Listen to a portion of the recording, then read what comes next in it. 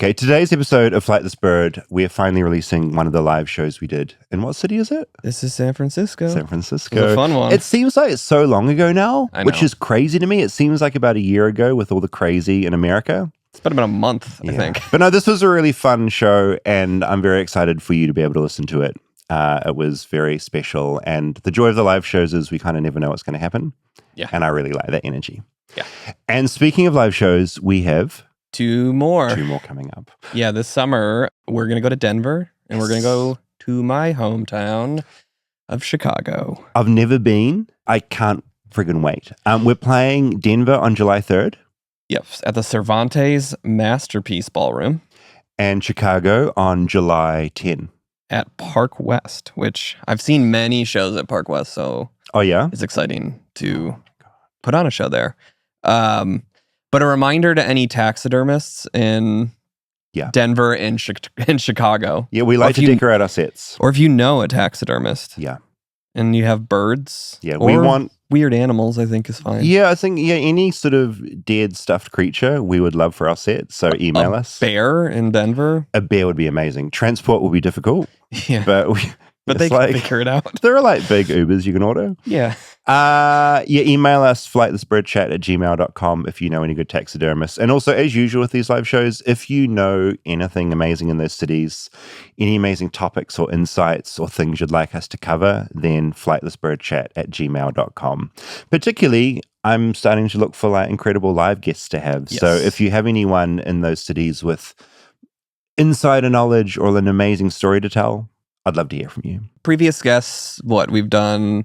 Oh my God. Beavers. We had an incredible beaver expert and a Bigfoot expert. Jerk-off Club. Jerk-off Club was... serial killer expert. Yeah. Just anyone that has incredible... If they're doing something interesting in Denver or Chicago, or they have an insight into some amazing historical story or current like murder case. Something weird and obscure. I don't want to hear about the tourist trap in your city. Yeah. I want to know about the thing that you know about. And you're like, no one knows about this thing. That's the kind of stuff I want. Unless we can get the guy that made the bean in Chicago. That is one tourist trap we will accept. Tickets are on sale when? Denver's on sale already. Cool. So go to our website. And Chicago should be on sale tomorrow, the 28th of May. All the details at flightlessbirdpod.com. Hopefully we'll see you there. Yes. And here is our live show from San Francisco.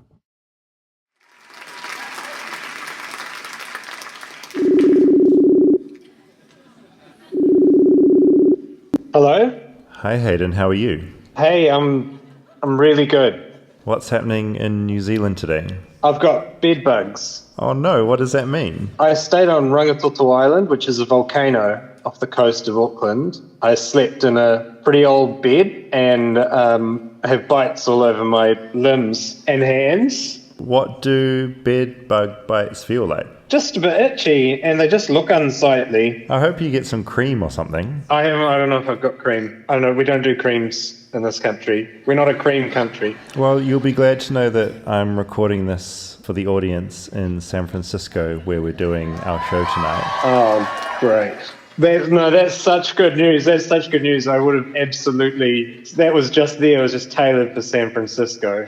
When I say San Francisco to you, what kind of images are conjured up in your mind? So they've got those coloured houses that are in a row. Those are there. There's some water. Mark Zuckerberg is there. He's lurking around. All of them. Sergey Brin probably. Bezos, he's there. Very expensive housing. And the song, if you're going to San Francisco, make sure you wear, which I think is the gay LGBTQ plus heritage thing.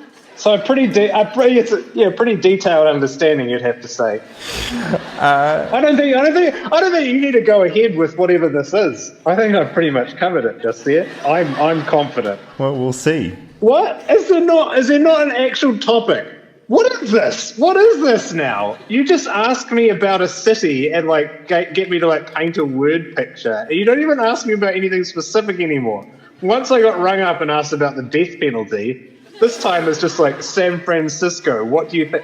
What is your process here? This is lazy. You need to come up with a fucking topic.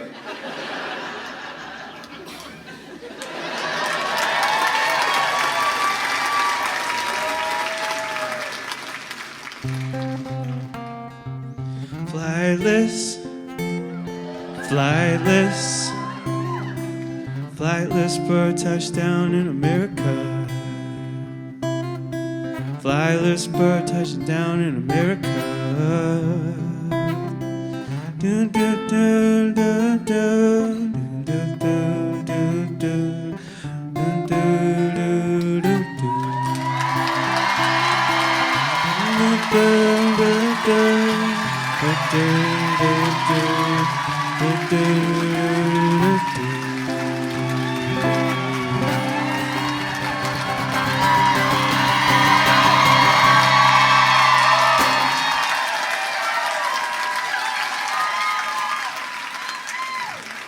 Thank you for being here, San Francisco. Oh my God.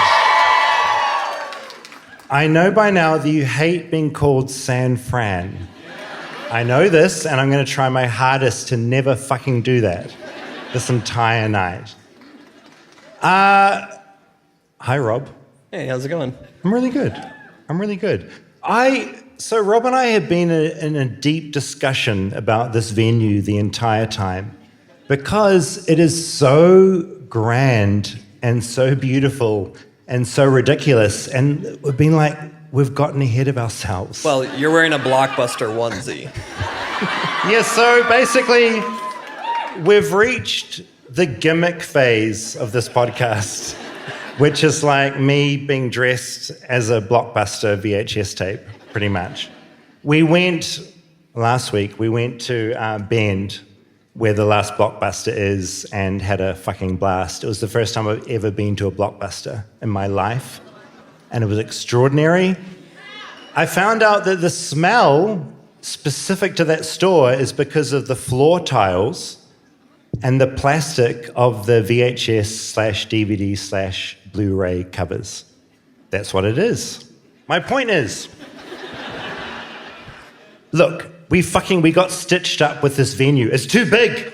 Big. Look, we just want to address the audience and the problem we have. Coliseum outside. This is huge. Our booker got ahead of us on this, and we booked a venue that was too big. We're deeply glad that you are here. Thank you so much. If there is... When we told my mom when these shows were, she was concerned people weren't going to come because it's Good Friday. Yeah. Well, no, your mum literally texted, I'm not going to that show because it's Good Friday. It's she's like, you fucked up when you booked the show. It's Easter. And I also forgot that America is largely, look who's president, is largely a Christian nation. And of course, you don't book a show on Good Friday. This is a day that Jesus got nailed to the cross. I know all this because I got raised in this. This is a very important day. The fact that you're all here means you're all essentially heretics. Well put. And that's okay. The only way that I know this venue is because I saw it in a midnight screening of The Room.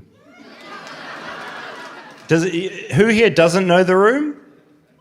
Oh, you all know it. Holy shit. Who knows The Room? Oh, fuck. Yeah, all right. More on that shortly. Something I just wanted to clear up before we get into the show. We've spent 2 days here. Yep. And I understand that San Francisco sort of hates Los Angeles. Is this correct? Okay. I feel like LA has that rivalry with a lot of cities. Because New York's the same way. Right. Yeah. They hate LA as well. And I don't think anyone in LA really hates New York. Okay. So just for some context, this is how I kind of feel. How you feel about LA is kind of how I feel about America as a whole. So just know that it's there's things to like, but it's also a bit sort of this is not necessarily a good place. People are just getting sort of randomly sent and deported and detained to other places. It's a dangerous place. It's a weird place to be. I'm not sure I'm into it. every 3 years I renew my visa, and I'm like, is this the thing I want to be renewing my visa for? I don't know. It's weird. I don't want to be ragging on your country, but it is a weird fucking place. And if there's any people from ICE in the audience tonight, you can fuck right off. Let's just get that out of the way immediately. Okay, Rob. You're swearing a lot tonight. I've been riddled with self-doubt ever since someone emailed flightlessbirdchat@gmail.com saying, David, when he swears, like, just stop because you're trying too hard. Like, you're a nerd trying to be cool. Thank you. Fuck yeah. Rob, we've been on a little tour of this beautiful city. Yeah, that's the fun part about all these live shows is we get to spend the day We do. before. It's an excuse to be a tourist for both myself and Rob. Oh, look at us there. Look at that beautiful bridge. When you're up close, it's so big and impressive. You've got a great bridge in this town. In New Zealand, we have the Harbour Bridge. Pathetic.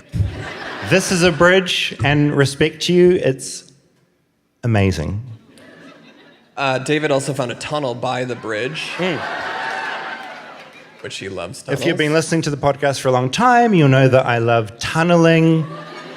And we have a few future episodes planned about Americans who love tunneling under things, because Americans also love tunneling. Oh, chocolate, what a brand. Look, I gotta be honest, in New Zealand, we have Whittaker's chocolate. You know it. It's good. I'm gonna sample this type of chocolate later in the show, and we've got some to hiff out to you and to the audience. I'm curious if it measures up. We'll see. Oh. That's nice, isn't it? Just two bros hanging out. Now, Smeagol. When you're a New Zealander in America, you're always looking for those connections that make you feel at home. And when you see a little boat called Smeagol, it's like, holy shit, I'm back home. Thank you. I'm a horrible little creature in a cave. And still haven't seen Lord of the Rings? Still haven't seen it. I won't. Boring. Okay. I don't like heights. The thing, Rob, you think Rob is a nice guy, but he's actually a massive, insane bully. And when he sees something that he knows I will hate, he's like, we're going to do this. And it was awful the entire way. I don't like heights. I've never liked heights. If I'm stressed, I'll start holding myself. And that's what I'm doing there. Can we get off that slide? I hate it. Oh, yeah. Great noises, don't they? They're comical, aren't they, the seal? Beautiful creatures. Very smelly. I don't know if you've noticed. Do you I hate doing this because it's such a sort of a crowd interaction moment, which I feel is like cheesy. But who likes these creatures? Who wants to see them put to death? No one. Good. I'm on your side. I love them. They're great, but very smelly. What's happening here? So we took a trip to Alcatraz yesterday. Yeah. And I want to say that Hayden earlier mentioned that San Francisco, Be Sure to Wear Flowers in Your Hair, very popular song, was used in The Rock, which is a film that was hugely important to me in New Zealand back in 1996, shot on Alcatraz. I feel that's a fact just for me, going on that reception. You posing in front of a cell? Yeah, I mean, this is crazy. Al Capone was out there. I've spoken to a few people in San Francisco, and a lot of people have never bothered to visit the prison. I was blown away by this place. It was incredible. What did you think of it? Yeah. It was incredible. I mean, people, the cells, you can go into the cells. I don't like being in a prison. What, you're worried you'll get locked in there or something? Yeah, you don't like prison? No. Okay. This is you using the toilet? Yeah. I was squatting. I wasn't sitting. And all over the island, there are a lot of birds. And every time David saw one, he would chase after it.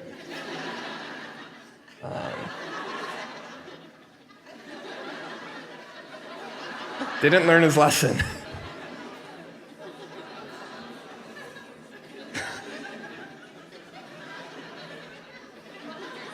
The whole thing about this show being called Flightless Bird, obviously it is about, in New Zealand we have generally a lot of flightless birds.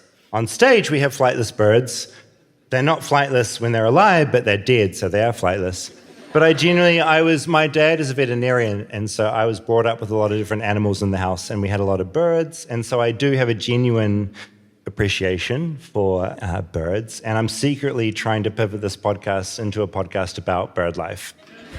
Which is what happens. Yeah, you tried to pet a lot of birds at Alcatraz. I did, yeah. There are a lot of, so if you go out there, it's a nesting site for all these amazing species. You should go there. It's fucking incredible. Highly recommend it. Although we did get stuck in line for about 2 hours, which was deeply annoying. Okay, what's going on? So all your portaloos, if there's a building site, there's a portaloo outside. None of it is a standard plastic portaloo. It's all made to look fancy. Do you know this? Okay, why are you doing this? Yeah, aesthetics, fair. Yeah, it's just a trip. I haven't ever seen it before. What are these little wooden shacks? They're like little thrones for people to have a little doo-doo in. Yeah, there's a lot of them. Yeah, it's just a unique thing. Oh, yeah. No reaction to that at all. This is a full house. In New Zealand, you insisted on going here. This was everything to me. All I know about your city is from that fucking show. Have some respect for Full House. This is the house. Literally, in New Zealand, that's the first interaction I had with your city was that show. And so I was like, Rob, let's go. I pestered him for 3 days and he finally let me go, which is incredible. There are a bunch of influencers outside that house when we visited, and they immediately jumped into a Waymo. The Waymo thing, I'd heard about it, but I didn't know it was so entrenched in the city. I saw one, the first one I saw here, I went and got a photo in front of it because I thought it was novel, and then there were like 100 more. Yeah. I'm not going to do this audience interaction thing all night, but who thinks Waymo, I'm going to do who is good and who is bad. So who thinks Waymo is a good thing? We can ride home, it's affordable, maybe there's not a creepy driver. We love technology, we're in San Francisco, we love technology. Who's pro? Wow. Who is like me, who is a bit fucking, come on, give me a human driver, AI, give me a human driver. All right, yes. Hold on to that, because the alternative, I don't think it's good. Oh, do you know this pin store? We went here, and this has been, we walked past the store, Rob and I, randomly, because we're up the road from where we were staying, and there was a guy there that was this was here in 1970, it's still here. This place is iconic. And they basically, any pin in the window, you take a photo of it, you circle what you want, you text it to the house that it's in, and they will then come out with the pin and you pay them in cash only, and they'll give you the pin. This place is fucking incredible. I'll post it on Instagram later. It feels like the best thing in the city has to offer, and I love it. I love this pin store. I got some Bob's Burgers pins, and I was very happy. Yeah, this park. There was apparently, this is a city where you need these signs. In New Zealand, it's generally a child's, I looked at the sign and I was like, what does this mean? And then I realized it's no, you're a city full of pedophiles. Did you have a child with you? No. No, I had your children were there. I took them to the park. But I felt very concerned. As you should. We love this coffee. We went for coffee of Excelsior, and it was incredible. We've got some coffee we're going to hurl out to you later because we really like this place. Big fans. Oh, that indicates this segment is over. Something that has been unique about this tour is that, Rob pitched this. We're going to go to these different cities and we're going to do live shows. He didn't tell me that he was going to be bringing his entire family along for the entire time. And, that's cool, but it was it's been a lot. And so, So Calvin and Vincent delivered the cards. You went right for that. For a wonderful bit of audience interaction called Weirdest Things in San Francisco. Rob, hand me a few of these bad boys. Beta Breakers is an annual road race where people dress up as salmon and run backwards against the crowd. I like that. Is that once a year? Okay. Rob? The fog has a name, Carl the Fog, which was our Wi-Fi password and made no sense to me until I read this card. A Wi-Fi, but Carl the Fog? Like what? Do they have a frog and they misspells it? No, it's just a local thing. Bush Guy? I'm concerned about Bush Guy. We have a Bush Guy in New Zealand and it's not good. So I'm going to revisit this later. We got another guy, the Knob Hill Bubble Guy. Knob Hill Bubble Guy? One clap? That's the Knob Hill Bubble Guy. He's here tonight. He's very happy that we've recognized him. This is bleak, but it's also deeply obvious about this city, the income disparity. It's fucked. It's insane. I mean, I can't talk. We're from Los Angeles. It's there too, but I don't know. America as a whole, it's got some problems, but I feel like Los Angeles and San Francisco have this in common where we clearly have income disparities, but it's here particularly pushed up against each other. Maybe that's a good thing because it shows us how fucking horrific it is and we should do something about it, but it's also deeply unsettling, and thank you for the one clap. But it's also that weird thing. I don't know. We have this in New Zealand as well. We're increasingly, the income gap is widening. And there's also a very worrying sort of trend where liberal people like myself are trying to scream about this stuff. But then there's also that weird dichotomy where we're also defensive about where we live and we want our families to be safe. And I don't know where I'm going with this. But the income disparity thing is a big problem. We need to fucking figure it out.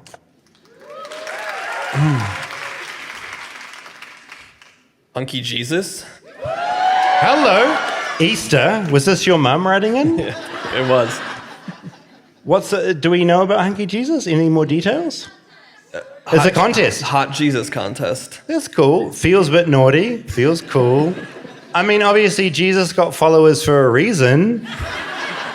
People weren't just going out there because he had a good message. You've got to be fucking hot. And I feel like he was. So I support this. There's a guy, an artist, who puts flags in dog poop left on the street. I love that. That's great. Is the artist here? No. Keep doing it. I like this. I get deeply annoyed. I don't mind if your dog shits in the street. What bothers me is when an owner picks it up in a bag and then ties it and then leaves it. That's the problem. And whoever's putting a flag in that, I support you, because fuck those people that bag it and then leave it. Thank you. The Dirk and Dagger law. No length restriction on blades, so you can walk around with a katana legally. Really? Is anyone in here got a blade? I don't like that law. I don't support that at all. America's fine with guns and bullets, but it's a blade. Get rid of it. It's insane. Okay, this is I'm worried about this because it's a very long entry. Microclimates. Yeah, I got one of those too. We got a couple of these. We're synced. Okay, so within the 49 square miles, you can easily have an over 15 degrees Fahrenheit difference from one neighborhood to the other. That's the end. That's insane. Really. I mean, we've discovered it's been very cold in the mornings, very hot in the nights. Okay, we'll solve that in a future episode. We got a lot of cards about being totally normal to see naked dudes casually strolling on the street. Is that a good thing? Cool. All right. In California and New Zealand, that is illegal. But here, I mean, nakedness is fine. It depends always, doesn't it? It depends like this, if they're erect or not. That's the thing, right? Hey, you know we're in California right now, right? Oh, fuck, we are. Yeah. This is the northern They're part. the same. Yeah. So why do you hate California so much if you're the same place? I don't understand that. Dodgers. Oh, sports.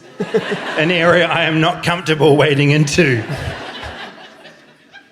Okay, we're going to morph into a different segment of the show right now. Florida gets a lot of shit because of like Florida Man, but Rob and I discovered that if you like type in any man in America into Google, it'll give you some shit. And so we have a segment now called San Francisco Man. Topical. San Francisco man has argument with a driverless car. A laughing hooligan blocked a driverless car while taunting it, then allegedly attacked a man who filmed the entire thing. Police are hunting a young man in a backwards cap. Look around you right now if he's here. After the bystander he's accused of attacking almost died from a fractured skull. That's the thing in America. You've got a funny article and then it goes dark in the second line.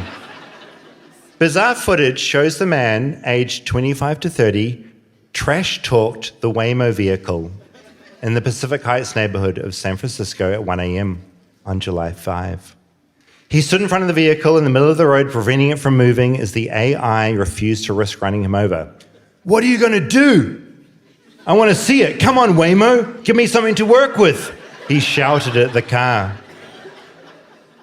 Another part of the video showed him banging on the car's hood and shouting, "Hey, come on! Let's work for each other, bro!" The car responded, "Unsafe behavior detected." And a robotic voice. Does it do that? That's amazing. "You're no better than me," the young man yelled in response. "Come on, we're friends, Waymo. We're fucking friends. You told me we were going to be fucking working for each other," he said. The video ends there. But police allege at some point the man filming told him to knock it off and let the car go on its way. Instead, he moved away from the car and lunged at his victim, causing the victim to fall. Police described the alleged attacker having a medium complexion with facial hair. He was last seen wearing a dark backwards baseball cap, a black jacket, blue shirt, light blue jeans, white and blue sneakers, and carrying a white bag. Are you here tonight? I kind of respect what that person did. Not knocking the other guy over, but in attacking a Waymo because I'm not into it. This speaks to America. SF man given a $13,000 bill for a 6-mile ambulance ride. This is my greatest fear here, and it's like a way that your country is truly... I'm not going to lecture you. I feel annoyed about America tonight for some reason. But America is kind of crazy, and I feel like you're like a lobster that's like slowly being boiled where you don't quite realize how crazy it is.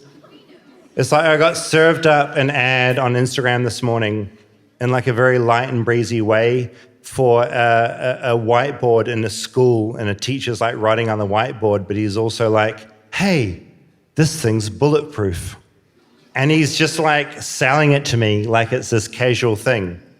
And I think so much of this country is just accepting the weirdest, most like outlandish shit and just being like, "Oh yeah, it's normal," and we'll sell it to you. And so I feel like whenever I see a headline for an ambulance ride, I feel like, oh yeah, here we are again. Because health insurance here is cooked. I'm preaching now and I'm being annoying. Sorry. Jack DeSwitten was out on a run when he tried to cross a busy street in San Francisco and was hit by a car. He did a little flip before hitting the ground. Witnesses to the accident called for an ambulance, but Witten instead had his friends say, "Do not get an ambulance. He's never wanted one. He knows it's going to rip him off." He got to the hospital with his friends. He was treated for minor injuries, broken toe, some bruises. He suffered a minor concussion. And then the hospital said he'd have to be driven to the only trauma center in the city at another hospital, and they called the ambulance. At that point, it was kind of like out of his state of affairs. The ambulance bill was $12,872.99 for a 6-mile ride from one hospital to the next. It's fucked. It's insane. I don't know how this keeps happening. The receipt was itemized as a base ride, an EKG monitor, and something referred to as an infection control. It's insane, but that's what you do here for some weird reason. Stay tuned for more Flightless Bird. We'll be right back after a word from our sponsors. Support for Flightless Bird comes from Peak Life. Now, Rob, you've done something that I have wanted to do but have never done. You have given up coffee. Yeah, I've given up coffee, and I exclusively drink tea now. And one of the teas I've gotten really into is Peak's Non-DACA. And it's not just another coffee alternative. It's the upgrade your body's been waiting for. Okay, so instead of a quick caffeine hit, you can essentially get a steady, sustained energy that lasts all day with no crashes, no afternoon slumps, just clear, focused, calm energy that keeps you going. Yeah, I mean, that's the great thing about it, and why I needed to stop drinking coffee was it made me jittery and anxious, and by afternoon, I just needed to re-up my caffeine intake. As a coffee drinker, I have no idea what you're talking about. I'm never anxious. I'm never freaked out. So what makes Non-DACA so special? Well, unlike other called mushroom coffees, this one actually uses real functional mushrooms. A lot of brands use mycelium, which is basically just grain powder. But Non-DACA, it's made with 100% fruiting body mushrooms, the part that actually has the powerful compounds that support energy and focus. Yeah, since drinking it, I can tell my mood is boosted, my focus is sharper, and I just love the pure, clean ingredients that I can tell I'm drinking. So if you're sick of feeling wired, tired, and running on fumes, you need to try Non-DACA. Right now, Peak is offering 20% off for life and a free starter kit with your purchase. That's a rechargeable frother and glass beaker to make the perfect cup every time. Just go to peaklife.com/flightlessbird. That's PIQUE life.com/flightlessbird. Trust me, your energy, your gut, and your future self will thank you. Support for Flightless Bird comes from Bombas. Now, people talk a lot about spring cleaning, but here's what you should be really talking about. Bombas spring socks. You heard that right. It's a busy time of the year, and the right socks can make or break your entire spring. Like, are you ready to actually commit to your new running hobby? Well, Bombas has thoughtfully designed blister-fighting socks that help you get from mile 1 to marathon in comfort and in style. And they also make the ultimate errand socks, from actually spring cleaning to walking the dog and everything in between. Basically, they've got head-to-toe comfort, because you know what goes great with new spring socks? Fresh white tees, waterproof slides, and a few pairs of buttery soft seamless underwear. Bombas makes all of that as well. I now wear nothing but Bombas socks. I love them. They're comfortable. I travel with them. I'm wearing them right now as I record this ad. And they now offer international shipping. In addition to the US, they now ship to over 200 countries. Bombas started making socks when they learned that they're the #1 most requested clothing item in homeless shelters. So thank you for shopping with Bombas. You've helped donate over 150 million essential items. That's a lot of socks and a lot of kindness. Head over to bombas.com/bird and use code BIRD for 20% off your first purchase. That's bombas.com/bird, code BIRD at checkout.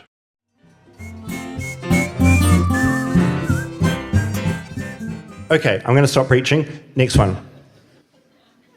Sometimes things go bad when you leave San Francisco. Yeah, this one did not happen in San Francisco. It was the opening of a bull run in Spain, where 2 Americans and a Spaniard were gored by bulls.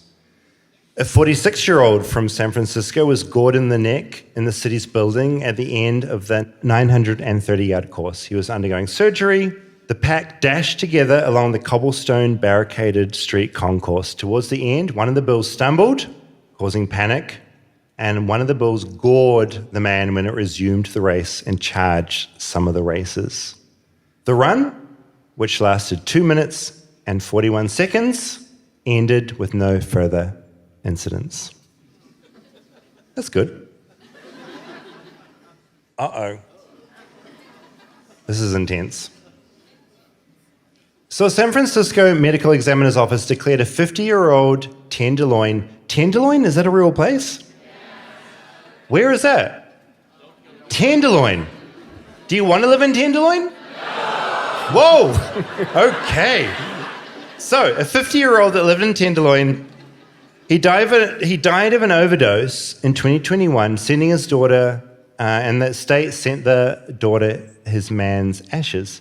But it turns out those were someone else's ashes. Oh. The man was still alive, and the family is going through quite an ordeal. The man in question is James Robinson, who moved to SF in 2019. He was struggling with drug addiction, but still had a relationship with his eldest daughter, Kylie. Robinson was staying at the Dahlia Hotel. Do we know the Dahlia Hotel? Cool. In 2021. And a man's body was found in his room. Dead, he'd OD'd from fentanyl, very topical right now, horrific. The office of the chief medical examiner determined that the man was James Robinson. His daughter Kylie did not have the $4,000 for his cremation and needed a few days to get it together. She didn't have a chance to see the body. She got the ashes, but she never got the autopsy report. Always get the autopsy report. Here. The family had a funeral, and Kylie got married without her father walking down the aisle. We had zero suspicion, she tells the Chronicle. We put our faith in the medical examiner. We never ever heard of something where they didn't properly ID a body. Fast forward 3 years, it's 2014. That's last year. And Kylie got a phone call from a friend who saw James Robinson alive and well in the streets of your beautiful city. The Chronicle obtained the autopsy report that Kylie never received. It turned out the body had been missing the tip of one of its fingers. James Robinson was not missing a tip of one of his fingers. The tattoos on his body were not consistent with the tattoos on the deceased. It was a huge relief, Kylie said. James Robinson, the man who was alive, was arrested here in San Francisco in 2022, but the police let him go because the fingerprints showed he was dead. Which I fucking love. Armed with the knowledge that their father was alive, family members walked the streets of San Francisco and they found him and they were reunited and everything ended well. Isn't that beautiful? A clap for the man that didn't die. Our final San Francisco man.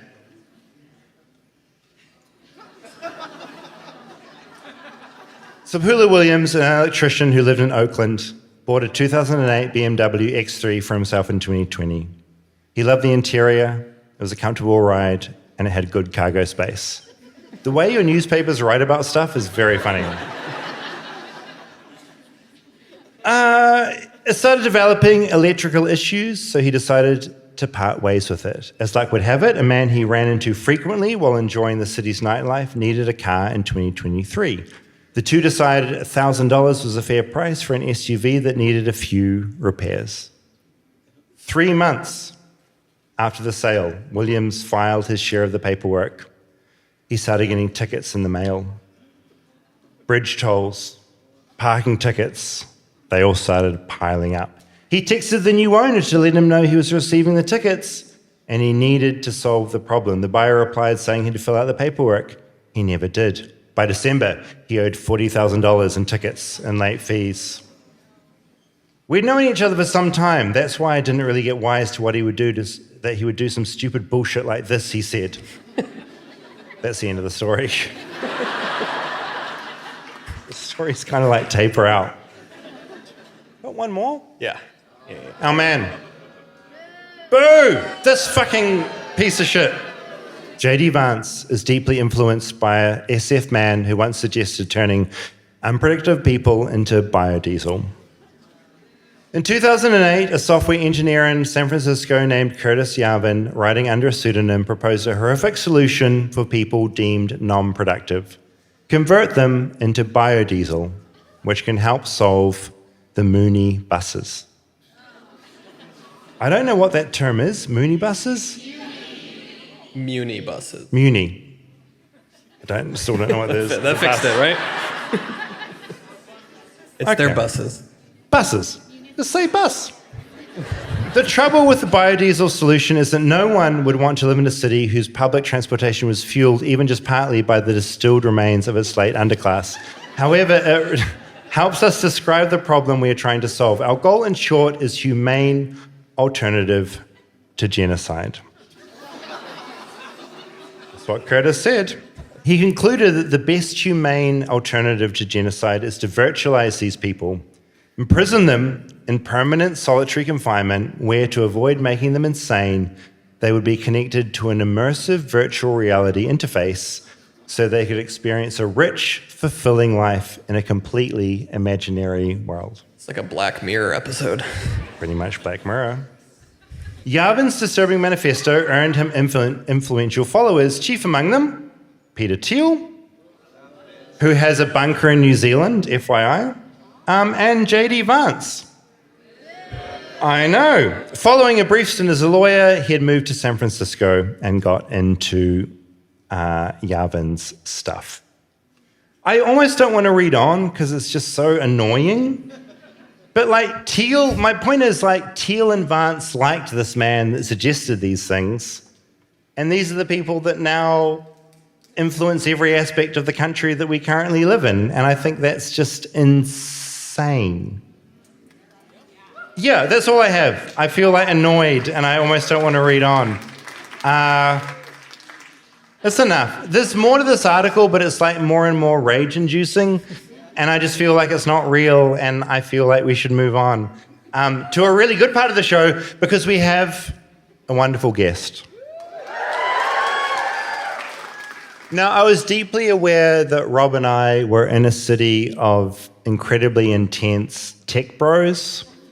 I wanted the opposite of a tech bro because I hate tech bros so much. Anna Lee is a mechanical engineer and the co-founder at Lioness, which is a sexual wellness company dedicated to championing female sexual pleasure. Earlier on, eagle-eyed members of the audience may have seen Rob's child running off with Anna Lee's product, which was worrying for me and Rob and Vincent's mother. But we're okay. We're here.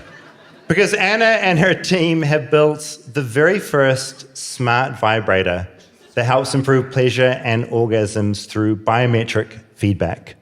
This includes AI-assisted guidance based on data from 50,000 orgasms. And that's where I was like, holy shit, we need Anna on stage right here. Anna Lee, please come and join us on stage. We want to know about these devices you have made. Did Vincent return your product? I think it's right there. Oh, it's here. I promise this is a display one. It's not been used. It's a demo. That's going to be my first question. The child is safe. You were on a very early episode of Flightless Bird. Yeah. You talked a little bit about this back in the day, but because we're here, I wanted to get you out here again. I'm just deeply curious how you came to the idea of like, we have a vibrator, let's get some data out of this thing. And I'm curious because you were at Kindle before this. Yeah. And I'm not sure if I'm allowed to talk about this, but I feel like at the time you were dealing with like a lot of like data in that product and figuring out like touch surfaces. And then you were like, why don't we use this in a different way? Kind of, yes. So I started as a mechanical engineer at Amazon building hardware devices. And for me, I thought this is like what I was going to do for the rest of my life. I was like, I'm going to be in this cubicle. I'm going to CAD. I'm going to make Kindles. And then one day I met a founder of a different sex toy company, and it was very random. And it was this guy. And I was like, how do you know what you're building works for people with vaginas? And then he was like, oh, there's like an industry standard where you put the vibration on your nose, and that's what a clitoris feels like. And I remember just being like, oh, okay. That's true? That's a thing? No.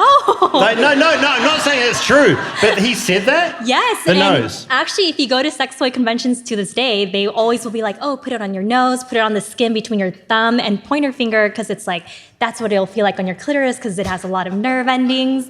And I remember just being like, wow, I, one, was very scared of my body growing up, and I never thought I would do anything in sexual wellness or anything like that.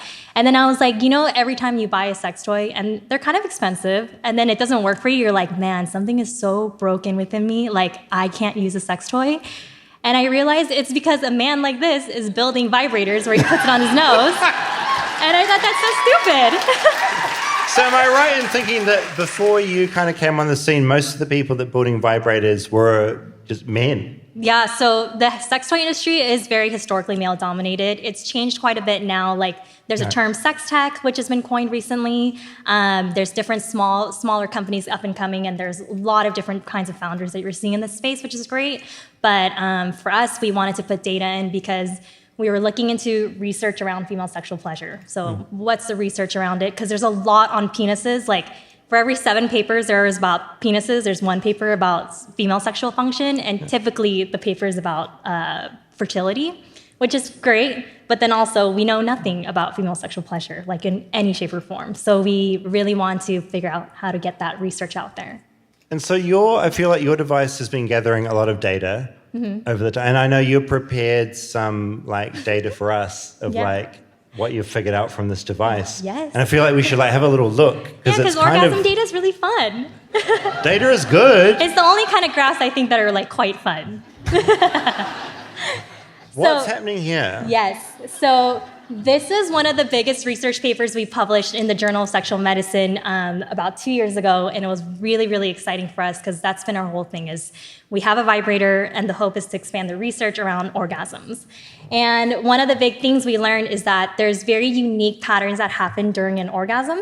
So what we measure is your involuntary pelvic floor contractions, so how your vagina or butthole muscles, anal muscles, squeeze and relax involuntarily. And there's a really interesting pattern that happens during an orgasm that's different from the rest of the graph. And typically in research, what has been previously cited, starting from the 1980s, is this one right here is called the ocean wave. So it's this very rhythmic squeeze and relax that happens like this, and it's highlighted in red. So that's the most common one, and that's the one that people say like, this is an orgasm. And because we've collected so much orgasm data that people have been really kind to donate to us for science, we found 2 more. And so we gave them really cute names. In the paper in the 1980s, they call it like type 1, type 2, type 4, which isn't as fun as ocean, avalanche, and volcano. So the ocean wave is this very rhythmic squeeze and relax. The avalanche is the second most common one. It starts really high in force and has a similar squeeze and relax that happens, but it goes down in force over time. So it gets a little weaker, a little weaker, a little weaker.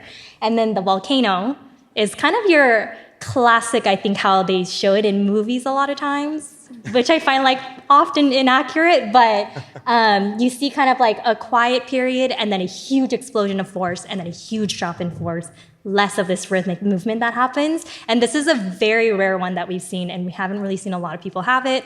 But it could be the reason why if my best friend described her orgasm to me and I'm like, oh my God, I've been doing it wrong, because that's not what mine feels like. It just might be because you have a different pattern than your friend.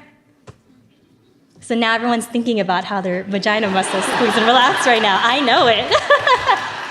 And you're getting this, so you've got this, like, there's an app on the phone and you can look at this. Yeah. And get all the data and figure it all out. Exactly. Okay. We used to call it like a Fitbit for your vagina, and then Fitbit. And then I think like Cosmo Magazine or someone put like, it's a Fitbit for your vagina, and then Fitbit said, please do not use this as a comparison. Really good. Yes. So what's happening here? Yes, now you get to see my orgasm data. This is the biggest screen I've ever done it on. My mom's gonna be so proud of me. So this is my orgasm data. Beyond research, one of the biggest things we encourage people is to experiment with your own body. What works for you, what doesn't, is the whole point of understanding what might be changing your pleasure, what makes it better over time. So this is what I would consider like my baseline, your typical session. So mine usually is about 1 minute and 5 seconds. I've gotten really good at it, I know, thank you so much. It's not a typical length of time. And then the orgasm length itself is 11 seconds. And you can see it right there. I'm an ocean wave pattern. You can see this really rhythmic squeeze and relax that happens. So this is what I would call my baseline. And then from here, you experiment and you try all different kinds of things and see how You're your like, holy orgasm shit. So changes. I can be in any scenario and figure out like how my orgasm differs in different environments. Yeah, how fun is that? So Terrifying. Alcohol? So this is, for example, the first thing I did during the pandemic was I was like, I'm gonna get really drunk and see what my orgasm data looks like. So that's what I did. So you can see it was much longer. It's 8 minutes and 56 seconds. The orgasm itself is longer, but I would call this session like alcohol is not great for me in terms of like pleasure. And I would think a lot of people can relate to that because you can't fucking concentrate because you're just like all over the place. And so all these squeezes and relaxes are more me just being like, trying to really get into the moment, kind of squeeze, relax, and being like, okay, I'm like getting close. But then you're so drunk that you're like not really focused on the orgasm itself. And so that's what this graph is showing, how chaotic it was, the experience. Not recommended necessarily. Not recommended. I mean, you could try it. Okay. So Stressed. So some other fun things that I've actually like learned something about myself was that there was a month that I was really, really just, it was like a really stressful month. And luckily at that time, I was also doing like the little blood test where you can like, and then you spit every like few hours and you can get your like cortisol tested. And that This sounds very San Fran. What are you talking I know about? he was going to make fun of me for it. What is this? This is a test you can do here? My whole life is about like figuring out, tracking different things, you know? Yeah, okay. So you're tracking your body, what it's Yeah. doing. Okay, I'll stop interrupting. Sorry. No, please. So I was checking my cortisol levels, and one of the things I realized is that my orgasms get very, very shitty. This is one where I did capture it, and most of the times I like could not even get to an orgasm. And if anyone's like ever been stressed and then you also cannot experience sexual pleasure in the way you want to, it adds more stress into your life, and then you just kind of have this rolling snowball effect of stress. But this is what it kind of would end up looking like. There you don't see very much pelvic floor contraction movements, and then the orgasm right there is this very sad little blip of a thing. But most of these in that month is like empty. There's like nothing happening, and then I'm like 1 star, 1 star, 1 star, 1 star. Okay, what was the next nightmare experiment? THC? Oh. Okay. This one I always like pick and choose whether I'm going to present this depending on what city I'm in. But if I can like always recommend two of the most interesting data we've seen from people, it's weed and edging. But weed is really cool. Was that They know woo for about weed or edging. edging? Both. I think there's something really cool that happens with THC specifically. So this is when I got really high because I was also curious. And then I also used a THC lubricant, which was really popular like a little bit after the pandemic. And you apply it like vaginally, and then I don't know how to explain to people. I always say like it makes your vagina high, which is kind of cool. And you can see the data just looks way more incredible. It has like this very like deep rolling effect, and you're really like within your own body and just like really experiencing pleasure within your own body. I don't know, it was very special. I really highly recommend weed. This is better than the alcohol. Yeah, oh Way yeah, better than alcohol. yeah, 100%. What could possibly be better than THC? Edging. See, that was a good setup, wasn't it? You know, that was good. This was your idea, It not ours. was. But I asked for permission. I was like, hey, I have this idea. Yeah. I was like, what if I listen to a Flightless Bird episode while I try to do it?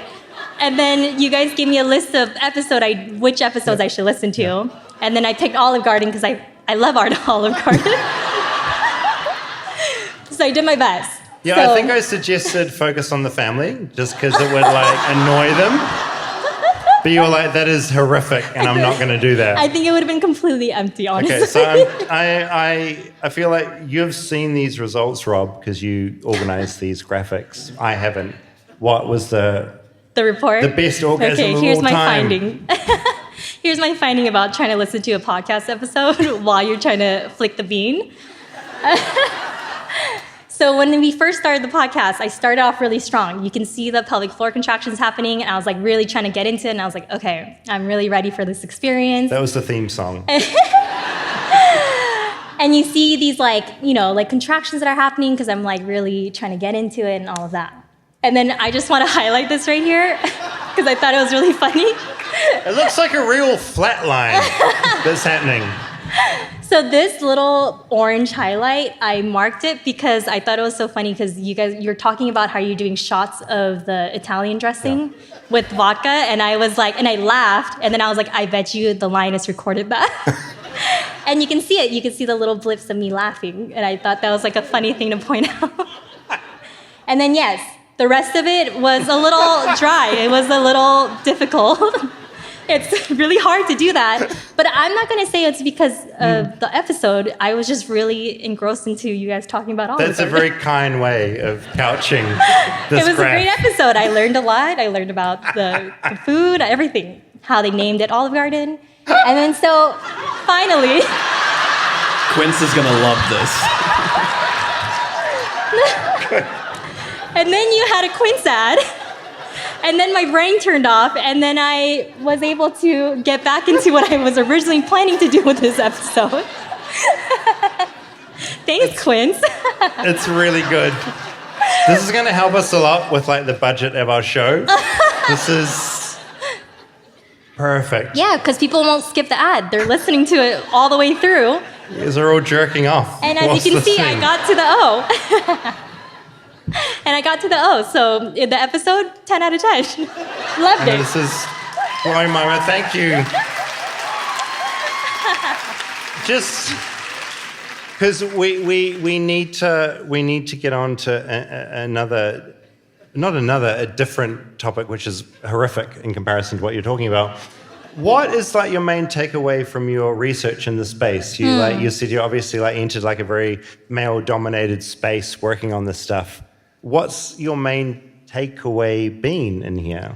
Ooh, that's a good question. I think, so we've been doing this for 10 years, which has been really exciting. I think the biggest thing, like, obviously this is like really fun stuff. I think the idea is that you want people to explore their own bodies, get really knowledgeable. Like, I truly was scared of my own body. My co-founder will laugh because when we first started the company, I was like, I never want to say the word clitoris on like interviews. I don't want to ever have to do an interview. I'm like terrified of everything. And then clearly now I'm like, here's an Olive Garden episode. I think there's something really special. Yeah. So I think there's something really special that happens with knowledge of understanding your own body. And one of the biggest things is just I know we talk about all the time women's health, like we don't know anything about women's health. But we truly do not know anything about women's sexual pleasure or sexual function. I tell people all the time, people talk about, if you look up like how many nerves does the clitoris have, you'll see the number 8,000 everywhere. But it's actually because that number 8,000 is from the 1970s, a book called, I think, the Clitoris. And it's from a cow's clitoris. And then they said that's what human clitorises have, is 8,000 nerves. And we only found out how many nerves a clitoris has in 2022 because of a doctor who was like, why don't we actually test the human tissue of a clitoris to actually know what that looks like? That's insane. It's really crazy. It's like from a cow's clitoris. Also, it's kind of crazy that cows have clitorises. That's something just you don't think about. Anna, thank you so much. Yes. We're going to have you back on at the end for Yes. a Q&A, so if there's any brewing questions, keep them. Thank you, Anna. Thank you so much. My God. Discovered that our podcast is deeply unsexy apart from the commercials, which is very funny to me. Stay tuned for more Flightless Bird. We'll be right back after a word from our sponsors.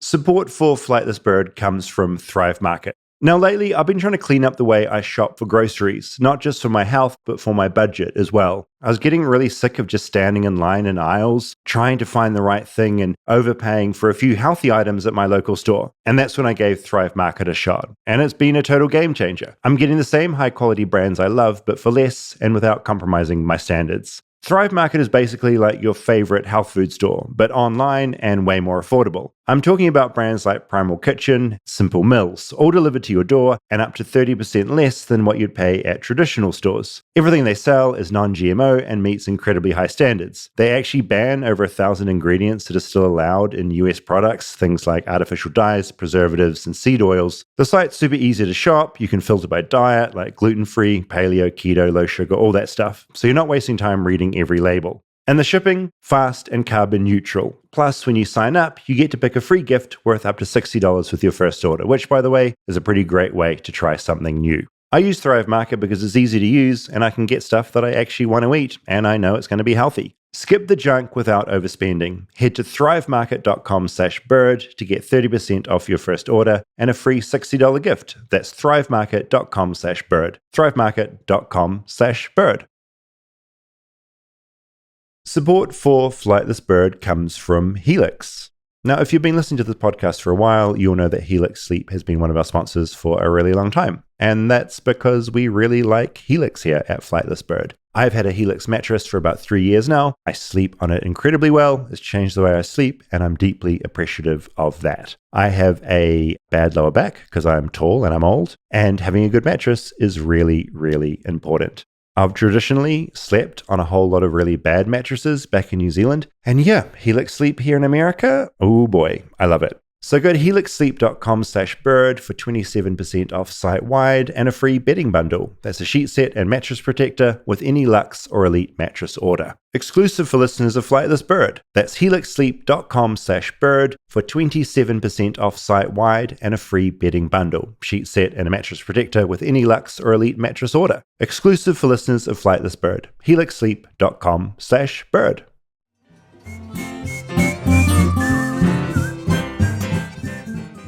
Okay, we're going to have another guest come on, and it's a bit of a change of pace. On January 17th, an 82-year-old trailer yard landlord named Curtis Lind was murdered in the Bay Area by a mysterious attacker wearing a mask and a black beanie. 3 days later, more than 3,000 miles away in Vermont, a US border agent and a young German maths whiz who worked as a financial trader were killed in a shootout after a traffic stop. And police in Pennsylvania are still investigating the murder of an older couple who was shot dead outside their home in Chester Heights, a suburb of Philadelphia, on New Year's Eve 2022. What links all of these cases is a Bay Area-based cult known as the Zizians, who have a very specific vision for the future. We are moving here from orgasms to cults. I know it's a bit of a rocky change, but we're going to do it. From what I understand, Zizians are convinced that someday soon, AI will surpass human intelligence and take over the entire planet. The Zizians believe that those who work on AI are primarily meat eaters, and so any super intelligent AI would use the meat industry as a kind of blueprint for how society worked, therefore enslaving and torturing humanity for all eternity in factory farms spread across the galaxy. So to prevent this, obviously, they would need to murder everyone who was not vegan who worked in AI. Logical. Io Dodds is a journalist based in San Francisco, specializing in long-form and investigative journalism that unearths how hidden systems and cultures shape our lives. Her key interests include technology, science, political movements, social change, and LGBTQI+ affairs. She's here to talk about a story that I still find fucking confusing. Io Dodds, please come to the stage, because I want to learn about what's going on.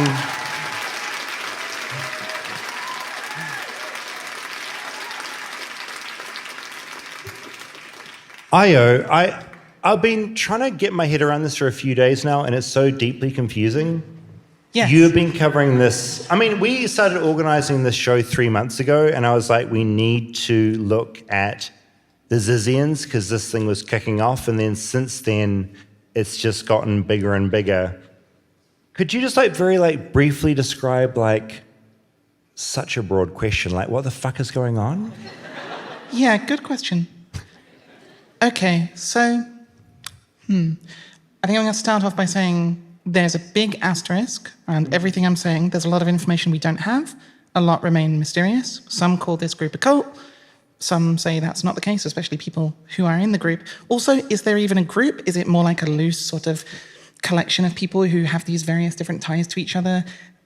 One of the people involved in this has recently alleged that there's more than one group of Zizians. They're actually potentially like rival factions. There may be some sort of Zizian civil war going on.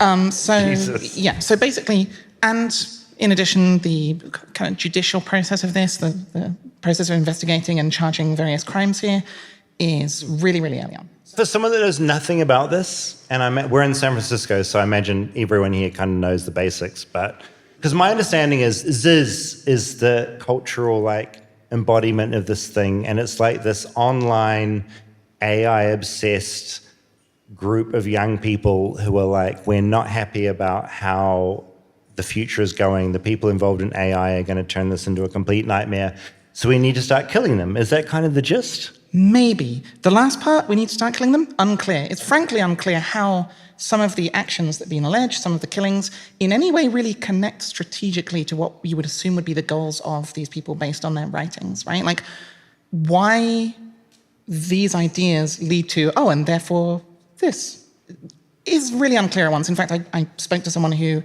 knew a lot of these people and is kind of deep into this philosophy, and I was like, so do you see like what this is trying to accomplish? Like what any of this is trying to accomplish if they did the things they're accused of? And she was like, no, don't make any sense. Is that just because this cult is so, like, it's based on online, like, fan fiction and writing and theories, and it's all kind of gotten to a point where it's all just so incredibly hard to decipher? Yeah, it could be. I think it's also, like, there's also an aspect of this, which is a lot of these folks just basically, like, dropped out of or were forced out of, depending on who you speak to, polite society, and kind of ended up in a position of substantial desperation. All of this starts within a very particularly Bay Area subculture known as the rationality subculture or rationalist subculture. It's kind of intertwined with effective altruism, which is a phrase more people may have heard of. Sam Bankman-Fried, the convicted crypto fraudster, was a very high-profile effective altruist and donor to effective altruist organizations. And they're all kind of snarled up together in this. It's kind of a movement, kind of a subculture, kind of a community, kind of a cult, maybe. And it's really thick here in the Bay Area because it attracts people who are nerds, it attracts people who are into computer science, it attracts people who are neurodivergent, maybe a bit autistic or very autistic in my case. This area attracts a lot of those people, and they all kind of end up here and come into this community. I did think to myself before coming, I thought, okay, I think I can define the rationalist beliefs, the rationalist subculture, in 60 seconds. I'm going to try, and I wonder if one of you could time me. I'm going to give it a shot. No, I'm down, because the whole rationalist thing, is a lot. It's not, okay, I'm timer going now. Okay, so you're a rationalist. This means you value intelligence and logical thinking. You're probably also an ethical consequentialist. You think that the moral value of an action can be judged based on its outcome. You probably also think, at least theoretically, that the outcomes are measurable and they are quantifiable, they're comparable, so you can do some kind of mathematical calculation to figure out what the most good thing to do is. This also means you probably care a lot about efficiency and morality, because, we have scarce resources, we only live so long, and therefore you've got to really put your do-gooding energy where it will do the most good. And this is where we start getting weird, because also you probably believe that soon AI is going to, as you said, assume godlike power, either save humanity because it's so smart it can solve all of the biggest problems, or it's going to doom us, and because we haven't taught it to respect human life. And so now you have a big problem. You're a consequentialist, you want to do the most good, and there's this looming, massive moral problem that outweighs almost everything else that could possibly ever happen, and whether it's going to be hell or utopia depends on the thoughts and the actions and the beliefs and the values of the very small number of people who are working on this problem now before the future comes, which now includes you. So, oh God. Do the right things, don't do the wrong things, and think the right thoughts, don't think the wrong thoughts. Yeah, because I feel like the thing that I really liked or sort of found fascinating about the Zizians is they have this concept of like a bad idea or like an idea that's too big can kind of infect your brain and will completely like fuck up your entire life, just like a thought and a thought that goes wrong. And I feel like with this cult, that's kind of what's happened, because obviously they have this big idea about what life should look like, and some of them are going, oh no, we need to kill people to make life look like this.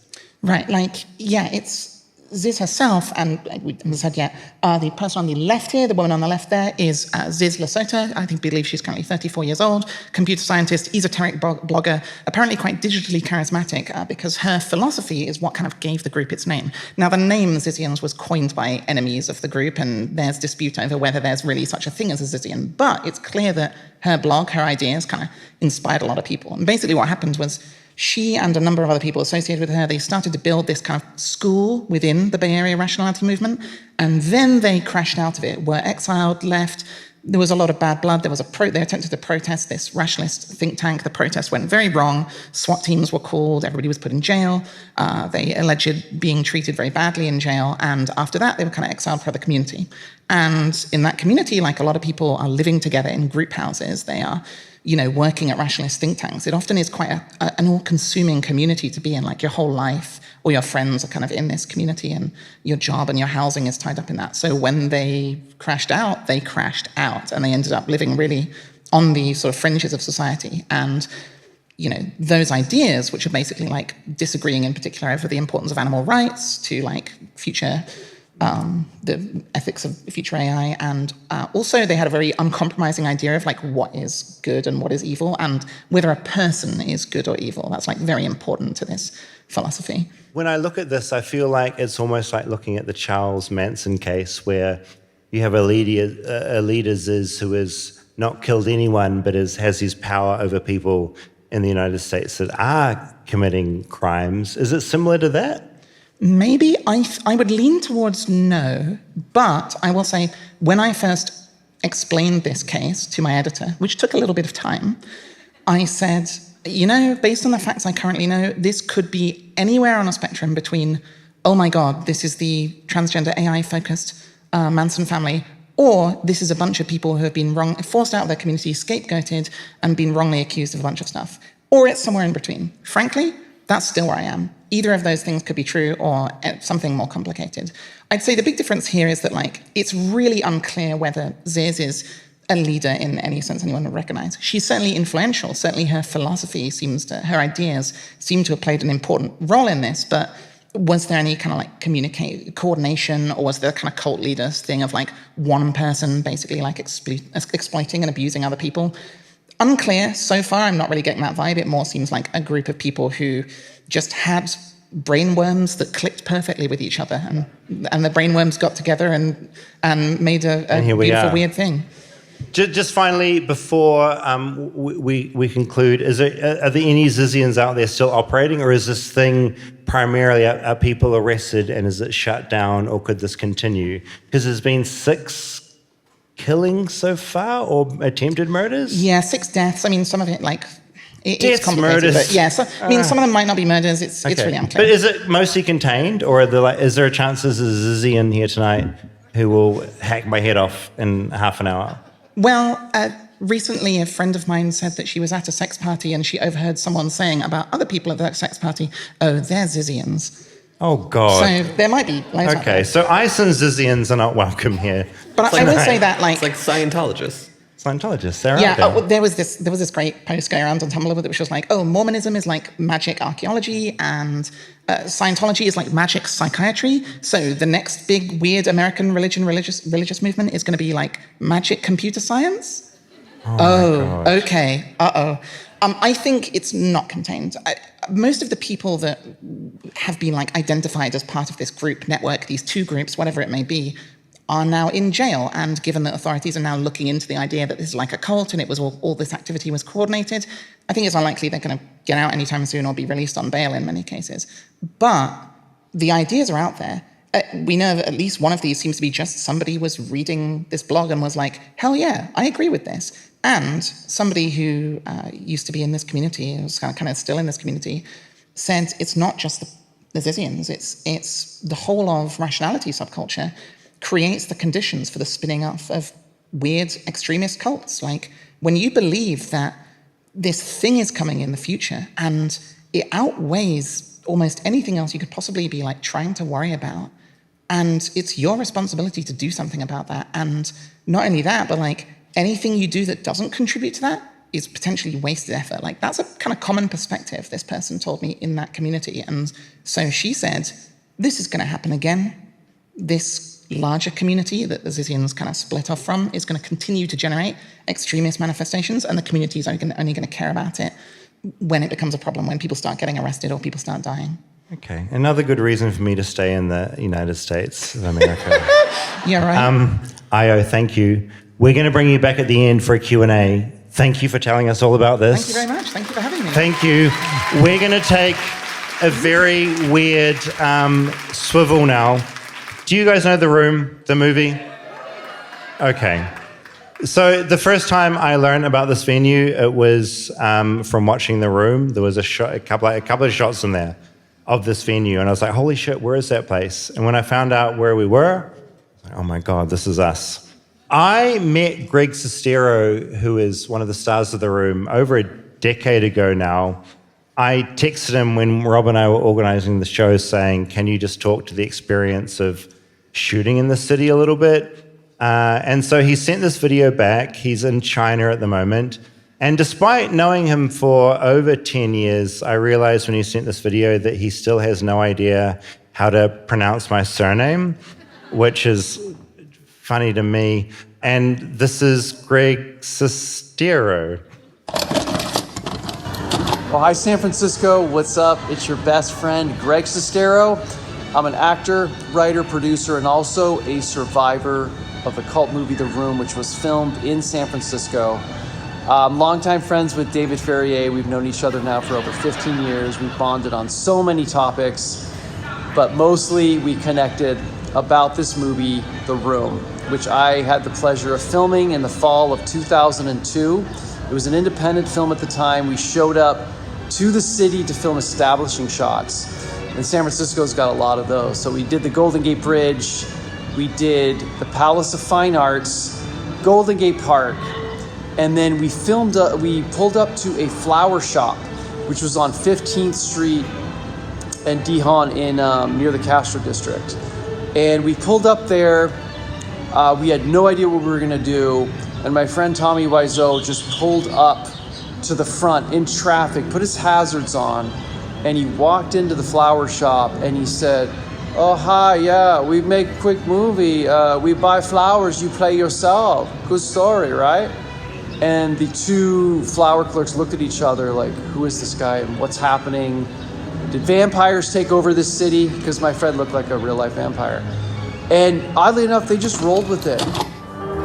Hi. Can I help you? Yeah, can I have a dozen red roses, please? Oh, hi, Johnny. I didn't know it was you. Here you go. That's me. How much is it? It'll be $18. Here you go. Keep the change.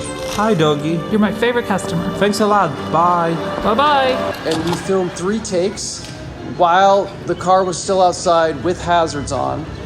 And it was the most incredible thing. I had no idea what we were making.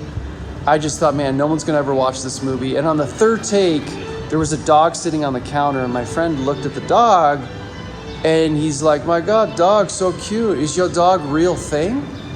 And they're like, what's that? Is your dog, is it real thing or statue? And they're like, no, our dog's a real thing. So on the last take, Tommy went up and said, hi, doggy. And it became a scene that people now for over 20 years watch around the world. In fact, I'm in China right now, and it's a movie that people love. So the city of San Francisco, I love it. I'm from there. It always brings magic. Enjoy David's show. He's a master. And much love to you all. Have a great night. Bye. Bye-bye. If you haven't seen The Room, you must watch it in ideally at a midnight screening or with 5 or more friends in the one room. I want to invite our 2 guests of the night back, Io and Anna. Please come back. And we're going to take questions from all of you. You can ask questions of me and Rob, our guests. It's entirely up to you who you want to talk to. So just throw your hands up into the air if you have any questions, and we're going to dive in. Okay, so the question was, cow clits have 8,000 nerves, allegedly. How many nerves do humans have? They found that it's over 10,000 nerve fibers. It's a lot. Very sensitive. That's good. What about on your nose? Yeah, what about on the nose? That's a great question, but it's not a lot. Don't do it on your nose. That's weird. Okay, hands into the air. Right at the edge at the front, you're going to have a microphone delivered to you. What are you using all of the research about orgasms for? Like, how are you developing it? Yeah, is it evil? Or is it... Okay. So we have a research platform. So all the data is fully anonymized, and we only look at aggregated data. The only way we do connect the data is researchers come on our platform and say, like, hey, I want to do a research on, for example, menopausal women and how the orgasms change over time. And then people opt in, and then we connect that data to the researcher so they can do their research study, and it just enables them to be able to get more data quicker. This question is for Anna. I'm in the medical device business. Is your device a medical device? Great question. So the FDA doesn't want to touch sex toys. It's considered a novelty item, which I actually think is quite disappointing. So it's not a medical device, unfortunately. So you do have to look out for what materials you use when you buy sex toys, because there's a lot of bad apples out there. There's a hand right here. There's a mic coming to you right now, sweeping in from behind. Hello. Sorry, this is more of a comment, but... This is dangerous. The comment or this is part 1 of 3 are the two dreaded things. I believe that Io gave an incredible 60-second summary of her topic, and we all wanted to applaud right after she gave it, but David just kind of interrupted her right in there. Uh-oh. And so I just want to have our moment to applaud, because it was incredible. Thank you. Thank you very much. I appreciate that. And I guess I would just briefly add that, like, it is important to note that, like, not every person in that community has that idea, that level of feeling of pressure about AI. That's like kind of like a set of that community, you know, but it's definitely a big set and an influential one. There's one right here. Yell it, sir. Okay, Rob, you're an incredible foodie. What is the best place? The best place in the city that you've eaten? Do not mess this question up. Yeah, that's serious. We did Rentaro last night. Rob and Natalie, David his wife, babysat. I babysat. And they brought me back a little bit of chicken. And I devoured it in bed like a little gremlin. In your room by yourself. And I loved it. Hands in the air. Front row, cap, yell it out. Where is the data from the vibrator collected from? The watch, the vibrator, inside, outside? Yes. Where is it collected so from? you have to insert it vaginally or anally. So we have people with penises that use it anally, and you get the same data. So anyone can use it. Yeah. Do we need to worry about the Zizians and AI getting into our sex toys? That's a very interesting question. I mean, if you go to the right sex parties, apparently, you can run into There may be a crossover, right? Yeah, I'm a little nervous. I think probably AI is a more relevant danger there than Zizians. I think that, you know, the sort of rationalist fear about AI is that it would be so completely able to exploit any and every tool against humanity that any kind of digitally connected sex toy would be included in that. So if the AI apocalypse comes, if we find ourselves in a Terminator-like situation, do not trust your sex toys. Immediately take your sex toys out of your house, draw your revolver, and unload into the sex toy.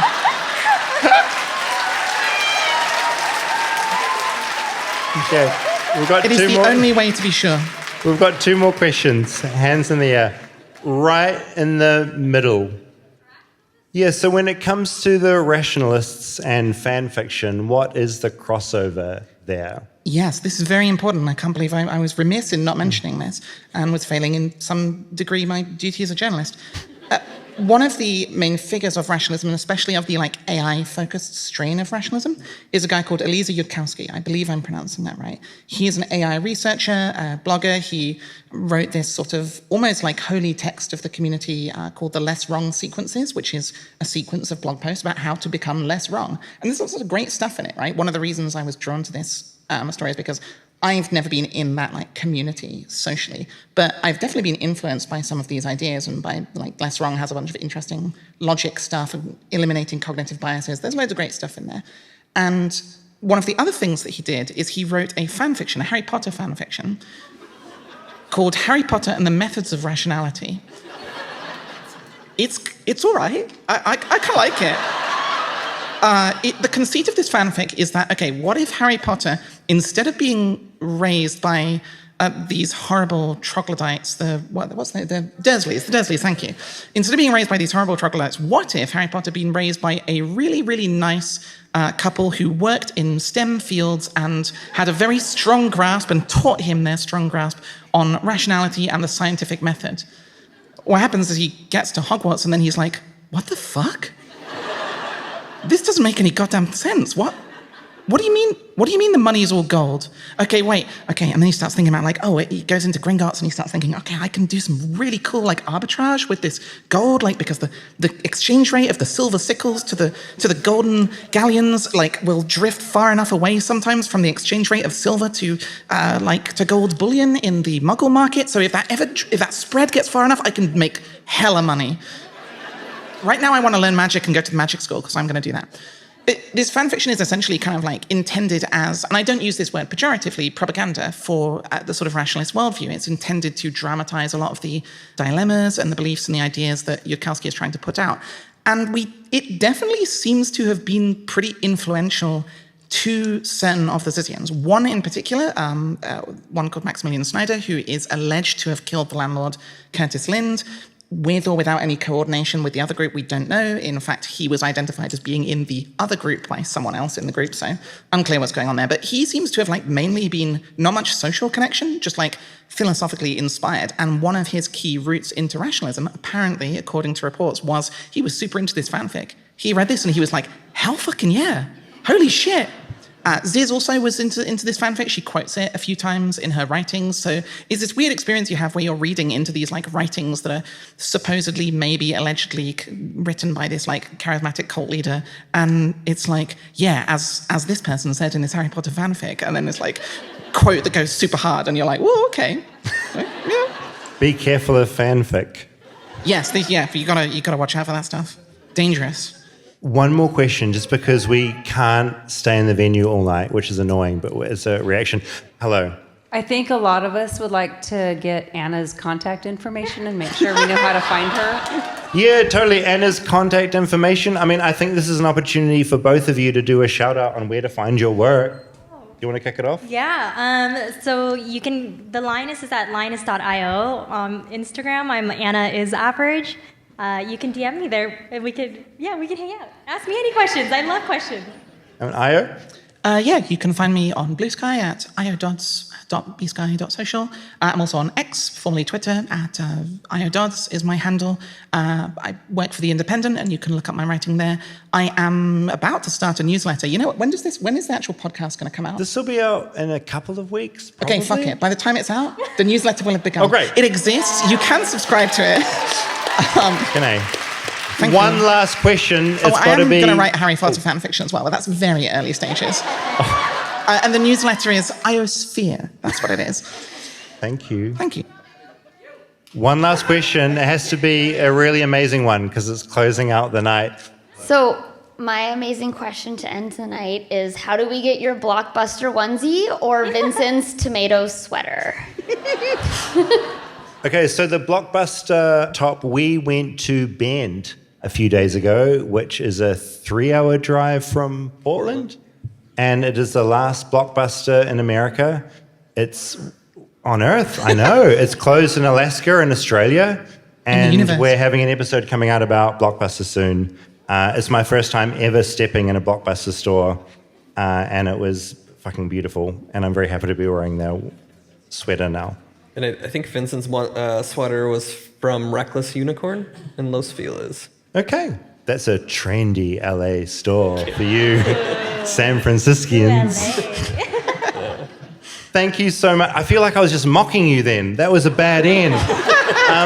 Well, let's give away some stuff. You've been so wonderful. Thank you for staying. We have a couple of things we're going to throw out to you. Rob, I'm going to narrate while you throw. You gotta throw. Take the bag to the front. We've got some T-shirts. We're going to throw out. Fuck yeah. Thank you for being here. We have some chocolate. Don't eat it in here or we get in trouble. We get fined. You've got to not open it. I'm going to throw that out. We've got some coffee as well from Excelsior. I want to thank Billy, who's here tonight. He cuts all of our episodes. He puts up with us droning on forever, every fucking time. Kelcey, who played when we opened the show, thank you for being here. My God. We got Paxton Gate, who gave us these birds. Yeah. Anna Lee, thank you. Thank you so much. Io Dodds, looking forward to your newsletter. Thank you. Thank you very much. Greg Sestero for beaming in from China. And Rob, thank you for making the show with me. You're a good human. And David. Thank you. We're going to throw some fun. Calvin, what do you think about San Francisco? I think it is cool. I like the Golden Gate Bridge. It's a really fun place. They have a lot of trees. I think the trolley's really cool, and I want to ride one. They take you around places really fast, and they have a bunch of wheels, and they're big. What can you tell me about San Francisco? They have really steep hills. I don't think you'll want to get stuck on them. Why not? Because then you'll probably pop your tire, and then you can't get down. What about if you're walking? Oh, if you're walking, then if you get stuck, rocks get you stuck into the ground, then you have to call someone to break the rocks. And if you get stuck by quicksand, then you'll have to call a firefighter. Is there a lot of quicksand in San Francisco, you think? I don't think so. Is there anything you want to say to people in San Francisco? I like your bridge. I like your city. I hope you have a good night. And thanks for coming to the show. Thank you for coming. See you afterwards.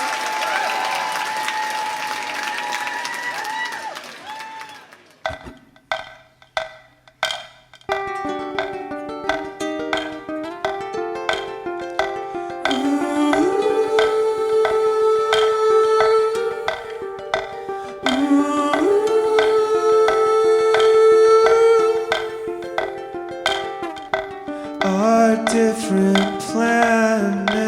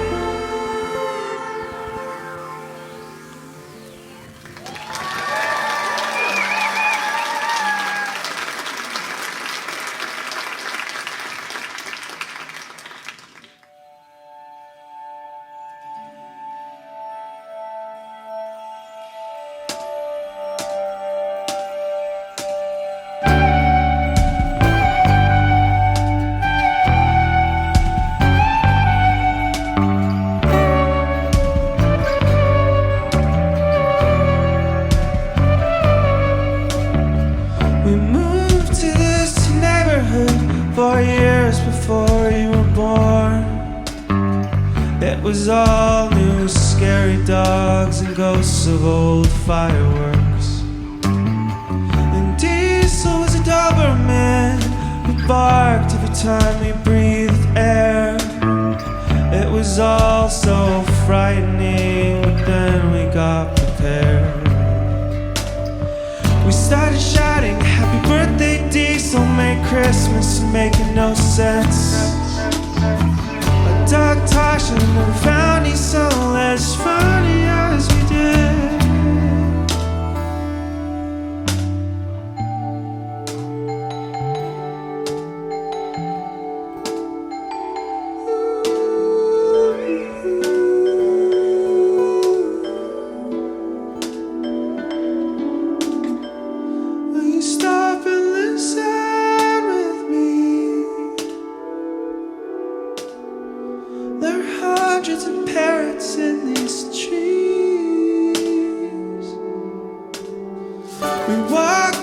Twice a day is our sacred time to talk. Making plans for new native plants and righting old family wrongs. I dropped my glass coffee cup and it broke and they never let it go. Every curb was a safe point. Every dog needed different combos. So she took the long and couldn't say no. Sometimes you walk the whole way without saying anything at all.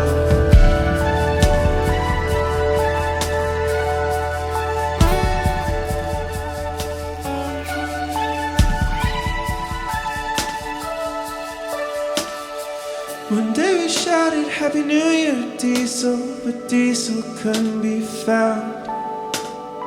Just the sunken dirt at the base of the palm tree he ran around.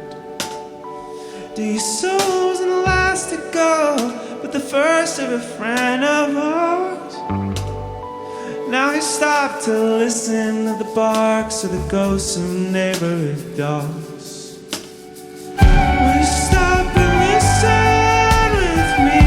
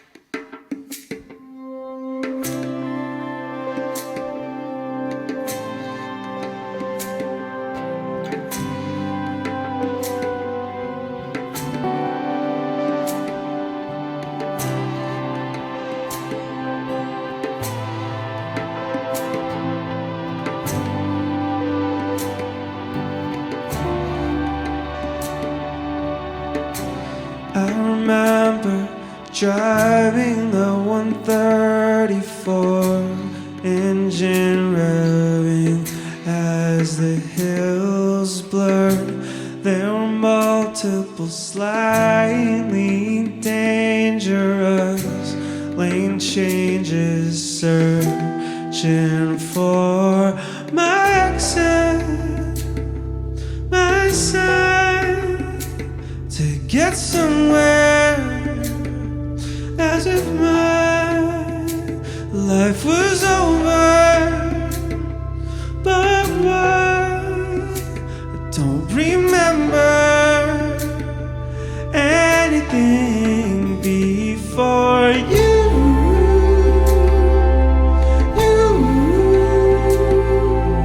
What was life?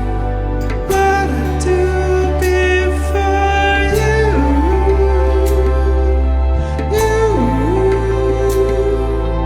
What was life? Who was I? Late to airports, buying shoes and toasting friends, arguing under overpasses,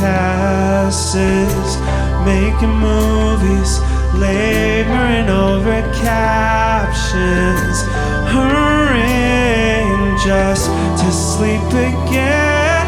They say that when you die, that your whole life flashes back. Well, I know that I saw mine on the day that I first saw you.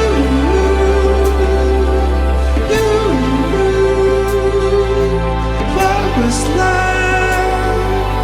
What I do before you?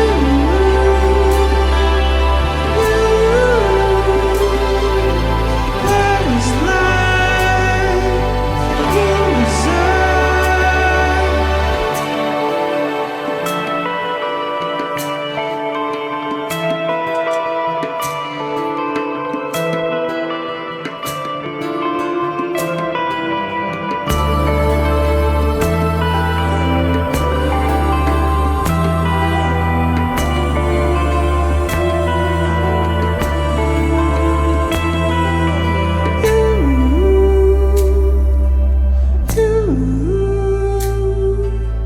What was life? What I do before you?